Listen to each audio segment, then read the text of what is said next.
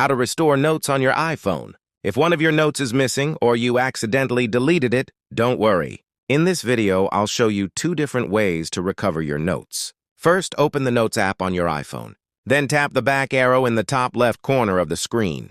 Under the iCloud section, you'll see a folder called Recently Deleted. Tap on it. If you deleted a note within the last 30 days, it should appear here. To restore it, simply swipe left on the note, tap Move, and then select Notes to move it back to your main Notes folder. That's the first method to recover a deleted note. Now, if you can't find your note there, here's another way to try. Go back to your home screen and open Settings. Tap on your name at the top, then select iCloud.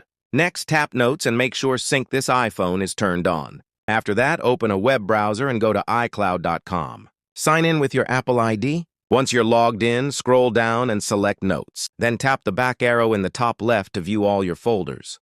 If the note isn't in the Notes folder, check all iCloud folders to see if it's there. And those are 2 simple ways to recover missing notes on your iPhone.